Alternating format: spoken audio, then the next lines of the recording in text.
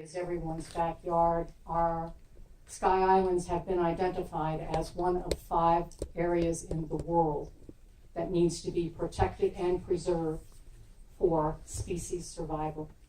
I don't know how you get any more serious than that. So thank you for being here. As Keith said in the Margaret Mead quote, it is each one of us. And I've had the opportunity this past summer to speak with a lot of young people in their community activism.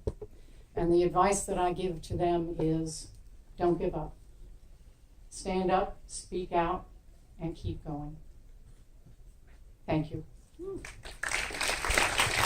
I did, and I've seen the film several times myself. This film is available on the Patagonia Area Resource Alliance's website. So if you don't get a question answered this evening, or if you think, oh, there's really something I want to go back and hear or see again, or if you want to share this film with people, go to patagoniaalliance.org and you'll be able to find the film right there on the homepage. So we are going to begin the panel portion of our program. And here's Nicole. Okay, so if you have one of those postcards and you have a question you'd like to ask, maybe pass it to the end of your row, and I will come around and pick them up, okay? And you guys can keep generating questions throughout. Just hold it up so I can see you, and I'll come grab it, all right? So while we're getting set up, I'm going to introduce myself, and then I think the panelists will introduce themselves. My name is Kathy Jacobs. I'm the director of the Center for Climate Adaptation Science and Solutions at the University of Arizona. I am very honored to be the Conservation Action Chair for Tucson Audubon. And it was really when this idea came up of showing the movie, we offered to help host a panel of experts to answer your questions after the movie. And so I'll be helping to moderate that. I do have a background in water-related issues. I was the director of the Tucson Active Management Area for 15 years and worked for the Department of Water Resources for 23 before going to the University of Arizona. So these issues are very near and dear to my heart. But what's really motivating Tucson Audubon is making sure that we have science available to us to answer questions and help with better management of our resources. So how are we in the chair department? We're still working on chairs. Sue, would you like to introduce yourself while we're in this process? Sure. Well, good evening, everyone. My name is Susan Montgomery, and I'm a private practice attorney out of Phoenix, Arizona. I've been practicing in the area of water law and environmental law since I came back to Arizona in 2001. Worked on a number of different mining issues. This is one of them, as well as other ones, including the Resolution Copper Mine, and also been very abreast for some of my clients on the Rosemont Mine. Been practicing on behalf of mostly tribal clients, but I also represent nonprofits and other entities and folks that are concerned about the water rights and water resources. And then in addition, I'm named counsel of record for a number of clients who are actually adjudicating their water rights in something most folks don't know about, but we think it's one of the biggest cases in Arizona, and actually is one of the biggest cases in terms of actual numbers, which is the Gila River adjudication and the Little Colorado River adjudication, which is actually dealing with the question of how do we quantify water rights. So that's kind of my area. And I think all the questions are actually going to go to one of these guys today. My name is Tom Meissner. I'm a professor here in hydrology and atmospheric sciences. My own specialty is in the water sources and quality of arid and semi-arid rivers. I need the water.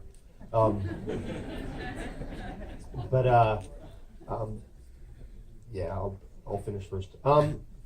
And I have recently had several publications on sort of recharge sources and sources of water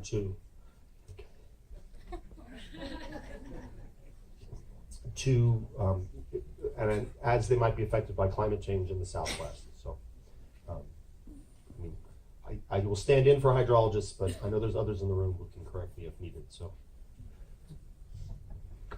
Hi, my name's Peter Reinthal, and I'm the director of the Arizona Museum of Natural History here at the university.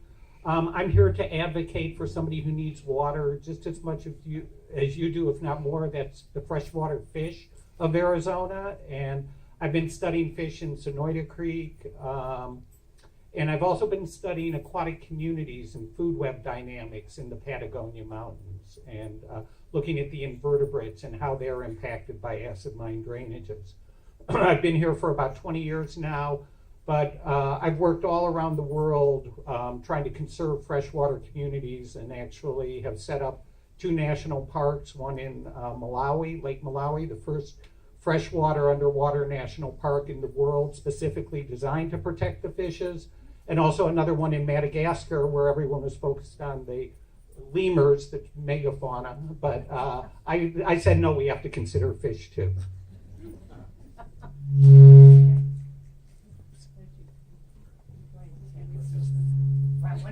Why is this doing this? It doesn't like, don't take it personally. And especially given the chaos of the times, there is no other place that I want to be. We have a depth and breadth of knowledge and skills amongst our community members that is surpassed only by everyone's willingness to share. And one of the things that I wanted to share with you about historical mining and current mining. Yes, there was about 100 years worth of mining in the Patagonia Mountains. During that 100 years, a total of 250,000 tons of material was removed. 100 years, 250,000 tons. This one mining company intends to remove that 100-year total every 25 days. This is not grandpa's mining. We know we have climate change now. We know that we have a lot of industrial activity, and we have to be thinking about it in terms of cumulative impacts. So thank you again for being here. Thank you to our panel of experts. And I don't want to neglect to mention thank you to Michelle Gisser, who's in here somewhere, for making a great film. And she's done this multiple times for us. Please check her out. She's got a fun fictional one too up on Amazon, Patagonia Treasure Trail. So thank you all again. She has her own. Yes. So we will get to your questions shortly, but I wanted to give the panel a few opportunities to give you a little bit of feedback from their own impressions of the film before we start. I think we're very lucky to have a hydrologist, a lawyer, an aquatic ecologist, and an expert on the Patagonia area with us tonight. So thank you very much for everything you've done to help bring science to bear and make sure that we have the facts we need. So I'm going to start maybe with Tom. Why not? And just ask each one of them to give you just a little bit of a reaction to the film itself, and then we'll ask a couple more questions before we take your questions. Yeah, so the main thing that seemed to come from the film in terms of the hydrology of the place is A, it's complicated, and B, there's significant uncertainty about what the impacts of the mine may or may not be, in part because it apparently didn't have to do any sort of environmental impact statement, at least not as a legal requirement. And so we know that they're going to withdraw about 1 million gallons per day. Use the microphone a little. Oh, sorry. We know they're going to use about 1 million gallons per day. It seems like they're going to recycle a fair amount of that, but it's not clear to me what fraction of that will be recycled, what fraction will be discharged back, what the level of treatment will be before it's discharged and continues downstream. And that uncertainty then sort of couches everything else. You don't really know what the impacts will be. We do know that for Sonoyta Creek, roughly a quarter, maybe only as little as 15% of the water in the creek, based on a study by Gu and Iso about a decade ago, know that about a quarter of it comes from the Patagonia Mountains. Most of the water in the creek comes from sort of the basin fill and the valley bottom where Patagonia is, and the land between Patagonia and Sonoyta. And then the remainder comes from the Temporal Gulch area. But that uncertainty about what the impacts might be within the Patagonias and how that might express out to the creek is obviously a real concern. I guess my thinking on it, in just watching the film, kind of just fresh again tonight, is familiar. It's a very familiar story. Having worked on mining issues relative to water rights and also natural resources, and for some of my tribes, cultural resources and sacred sites, it's all very familiar. This idea of, I almost said to myself, it's the same MO I've seen so many times.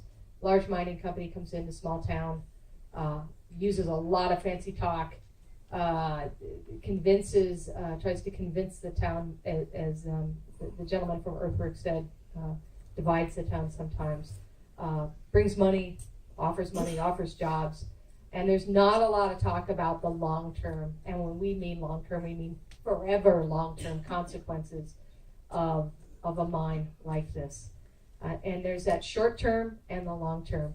And I thought the pictures of Morenci were really interesting. If you saw that the boarded up town, you can go, as many of you probably have, through parts of Arizona where there's still long-standing mining operations, and you'll see boarded up communities. So there's always this promise of progress, but the progress may not be what is promised, and the long-term consequences for water and for resources and for species. And then you ask yourself, well, how, and this is the question that folks were saying, you could hear it kind of refrained, how does this happen in Arizona under Arizona's water law system? And the truth of the matter is that it's always hard to tell people that you're outside an active management area, and there's not a whole lot that can be done if someone on their private property is pumping their well or building a mine and dewatering an aquifer. There are other ways you can get at them. If they do have to have a federal permit, then maybe you get a federal nexus that can bring in some federal laws. There are other potential ways. They have to be permitted for under the Clean Water Act, 404, things like that. But the reality of it is that it's a hard slog. But I've also seen community members be very persistent. What I see in Patagonia is familiar. I've seen this with other folks who are very worried about their communities and the long term, as in forever long term, for their communities and their habitat and their water and the species that they find valuable, and their businesses. So familiar, I think, is the word that came to mind. Peter? Well, I was really impressed by the recognition of the interconnectivity of everything in the ecosystems. I'm an ecologist, and I look at food web dynamics. There's no question that acid mine drainages are going to impact the aquatic ecosystems in the area. But it's not just going to be locally in Patagonia, it's going to spread throughout the entire Santa Cruz watershed. And as you start to, these impacts are primarily loss of primary productivity and loss of your lower trophic levels, and then your entire food web ecosystems break down. And then that's going to lead to connectivity with the terrestrial systems, and everything that people take for granted will be impacted by these activities. Well, it's a very familiar subject to me. So what I do want to add is that after the mines left in the early 60s, our community was fortunate to have several important things happen. The Nature Conservancy purchased its property in Patagonia, and Lake Patagonia was created by damming the creek. And both those events turned our area into a nature-based economy. And the town's revenues have grown 421%, and the population grew 69%. That is not my definition of a dying town. We do not need the mining company here, and it is mutually exclusive to the nature-based economy that we have established. Thank you. I wanted to follow up a little bit on what Peter said, and maybe Tom can respond. The idea that the pollution might essentially spread throughout the watershed. I think from a hydrologic perspective, there's some limitations to that happening, and I'm wondering, Tom, if you might want to address that. I mean, in terms of surface water, there's generally Sonora Creek runs dry before it gets to the Santa Cruz. During flood flows,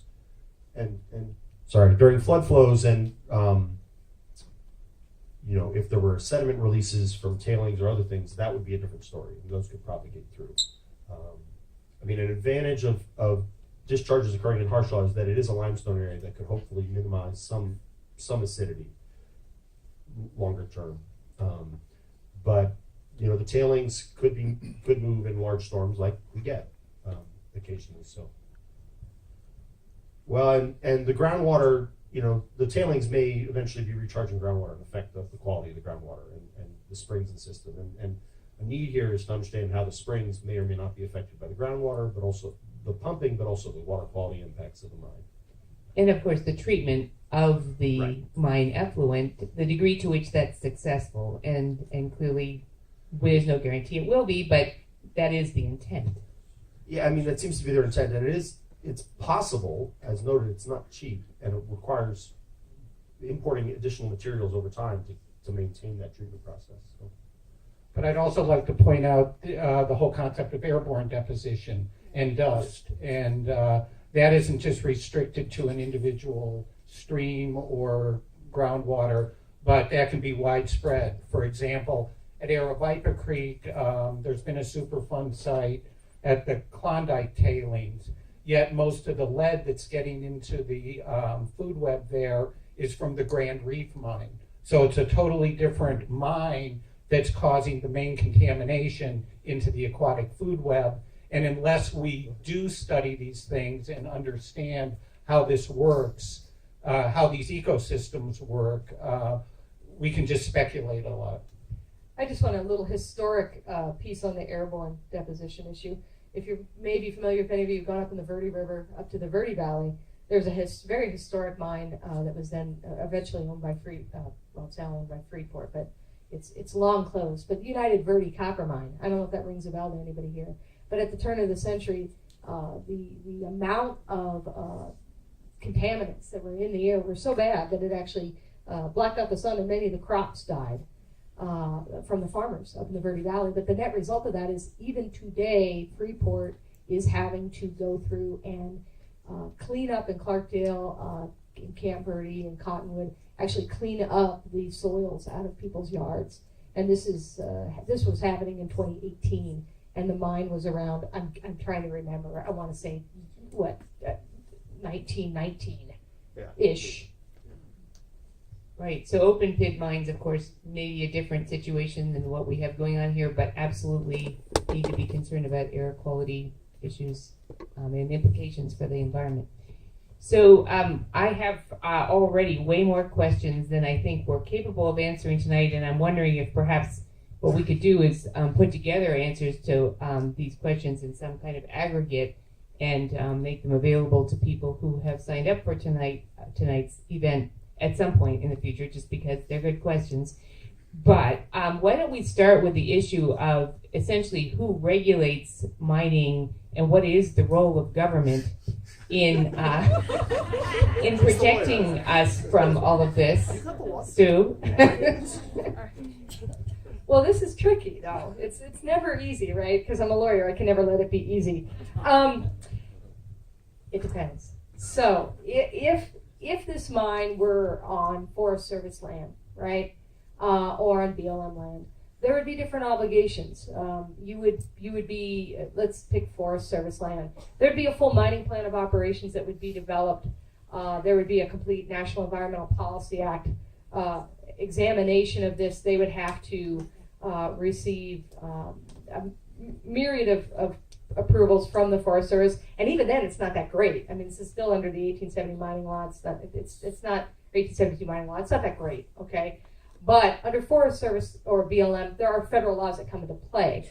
And there would be perhaps Army Corps 404 permits that would have to be issued. This all brings in a larger, more holistic look at the mine. And there would be bonding requirements for reclamation. I'm still not thrilled with them. They're not the best, but they're something. When you're dealing with private property, it's much different under Arizona law. Arizona law is a kind of a historic hands-off approach for mining in general, but they would have obligations and they've had to engage in communications and permitting with DEQ. So they had to get an AZIPDES permit, which is a Clean Water Act permit for the discharge under the Clean Water Act, which Arizona has primacy over. They administer that on behalf of the EPA. They had to get an aquifer protection permit under state law to seemingly protect, at least for portions of their current operations, the groundwater. So they've had certain obligations, but it's a much narrower set of obligations. And if you compare kind of what the obligations would be under federal law versus a wholly state-based mine, it's day and night. And I'm still not thrilled with the federal law requirements, but we could spend a long time going through what the state allows and what it would do versus the federal government. I know we don't have time for that. There's a related set of questions about, is there any hope for anything to be improved in the near term in terms of the ability to regulate or provide oversight that could really make people feel more comfortable? You mean particularly on the water side? Is that what you're saying? Really the question is about mining in general. Mining in general. Well, okay, I mean, the 1872 mining law is broad, and it is a very old idea. And now, it's being taken advantage of, I think, in many ways by very large mining companies that can come in and engage in mining on federal lands, which is in a broadest scope that you can think of. Is there any hope? Well, they're looking to reform the 1872 mining law. There's, I think, a bill in Congress right now. I think it's in the House side. It is. I don't think it has a chance in the Senate. It's failed every time it's come up, and it's come up many times. On the Arizona side, I would say, in the state perspective, almost the opposite is true. Sorry. So right now, the state of Arizona, you may be aware, is attempting to assume primacy over the issuance of Clean Water Act 404 permits. In other words, they'd be the third state in the United States to make decisions about dredge and fill permits that affect the waters of the United States. They're seeking to take that from the EPA. That doesn't give me any comfort. We have the waters of the United States issues, what people call WOTUS, under this current federal administration. It's a very East Coast centric way of looking at the waters of the United States for even if the Clean Water Act applies. And it doesn't really fit in Arizona, and there would be sadly, very few waters covered in Arizona under the Clean Water Act, under the current WOTUS proposal that's out there for waters of the United States. So it's actually kind of grim. I'm sorry. I'm trying to think of something positive. The point you just made, I think, is worth emphasizing, which is actually not specifically related to mining, but the changes that are being proposed to the waters of the United States, essentially how we define them, have a big impact on our ability to protect ephemeral streams in the state of Arizona, which, at least under the previous rule, would have been protected. So that's something we all need to worry about beyond the issues we're talking about today. But mining is involved insofar as they would absolutely be subject to those. Right. So, Carolyn, is there a way you can show us on this map where the mine actually is and where the patented and other properties actually, the photography department, known as my partner Robert, does a really good job of color coding everything. The yellow spots that you see, I'd say in the middle, it's the middle to me, but see those yellow areas up there? I can't reach that. Yeah. Those are the private patented lands of South 32. I will use that name because that's the company that owns it now, South 32. The turquoise looking area are all of their unpatented claims on Forest Service public land. They currently have about 500 acres of private patented land, the yellow, and about 23,000 acres of the turquoise, which is the public lands on which they have their claims. The 1872 mining law is almost 250 years old. It was created to populate the West. Bulletin. We're populated. We can stop this now. It gives away all of the resources for free. There is no cost to these companies for the resources that are in the ground. The odd thing about it, too, is that all of the claims that they have filed on the private lands, they can set up there, which is what they're doing, a quote-unquote mining operation, and then they go down underground and they will drill under the Forest Service land and access all the minerals because they can, because they are not disturbing the surface. And until you disturb the surface, you do not have to have any federal oversight. And that's the rules under which we live, which is why we all have to stand up, start shouting, and get some changes made. The big grayish area is another mining operation called Regal Resources. These are kind of two artisan miners that really struck the lottery. They showed up and filed some claims out there, and lo and behold, it's in a big area, and they're waiting to be bought out by South 32, I have no doubt. The slightly blue area under the yellow areas is owned by another company, and South 32 has options on that property as they do on the green down here. They're really looking to develop the whole area. They can get away with it on that yellow land for the first 8 years, and then they're out of room for tailings. So they've got to be out on the Forest Service land at that point in time. And that's when the rest of these permit processes will kick in. They have not yet released what their plans will be. We have been dealing only off of the plans that were published by Arizona Mining. And this outfit, however, has a mirror image in Australia already, the Cannington mine. Same minerals, same underground methods, same cement backfill, all of it. So this will be very familiar to them.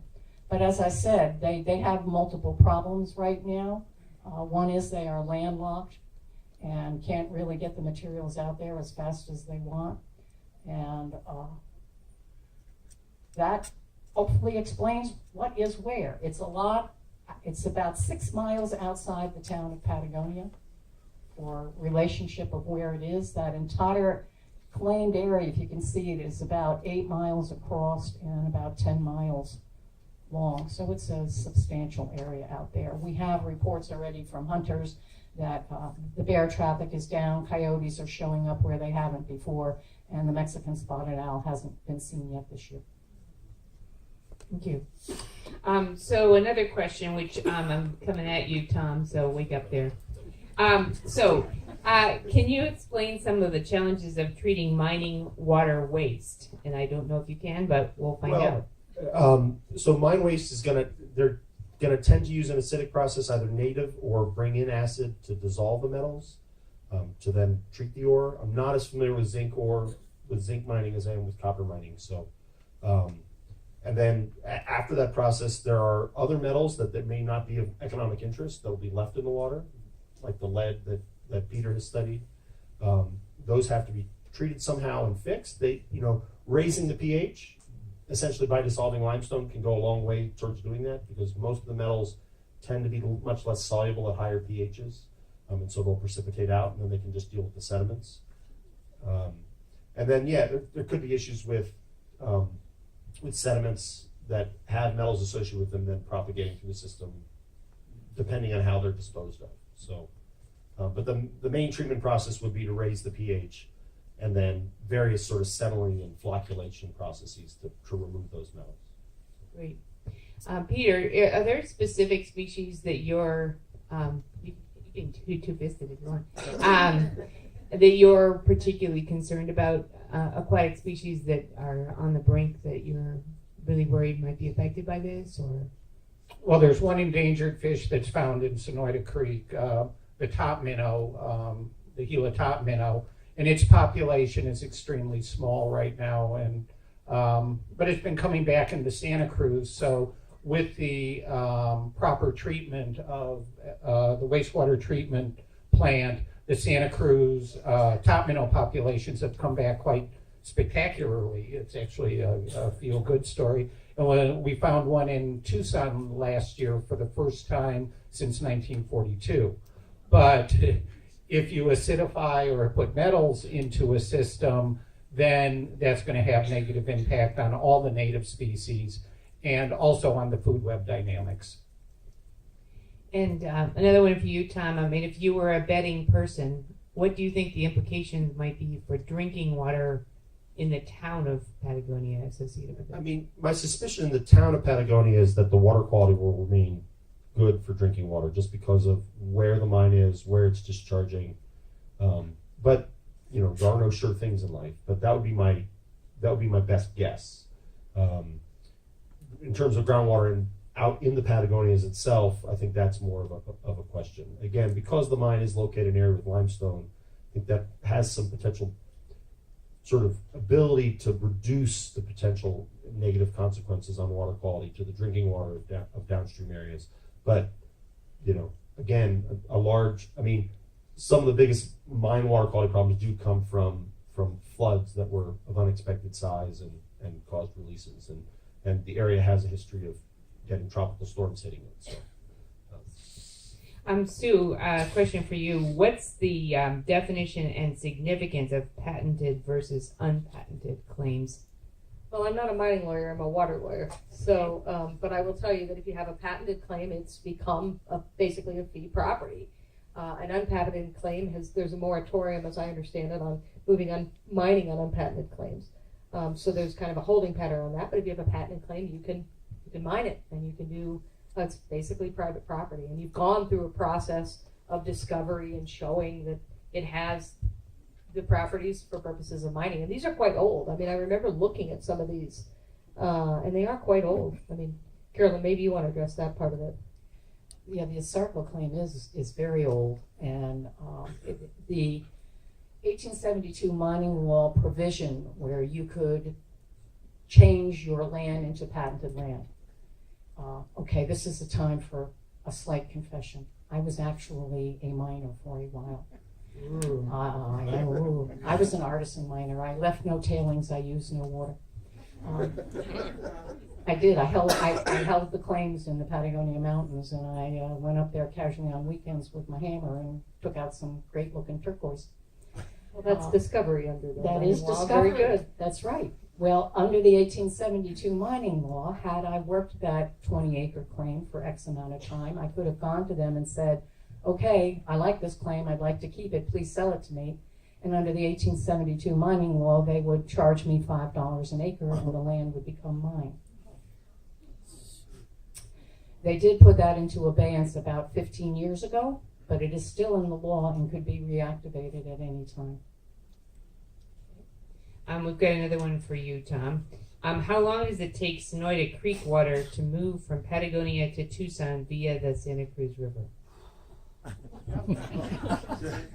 So, as surface water, if there were a flood, a day or two.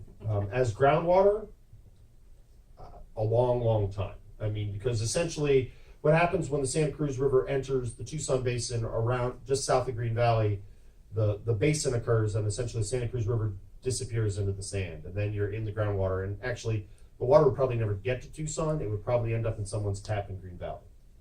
Yeah. I mean, one of the reasons that there is a Santa Cruz AMA separated from the Tucson AMA, which, by the way, they decided to secede from my active management area while I was the director, is the fact that there's a theoretical dike at Elephant Head Butte, which does impede some of the groundwater flow. But it really was because the hydrologic considerations were very different in the Santa Cruz County area than they are in Tucson. Anything more on that?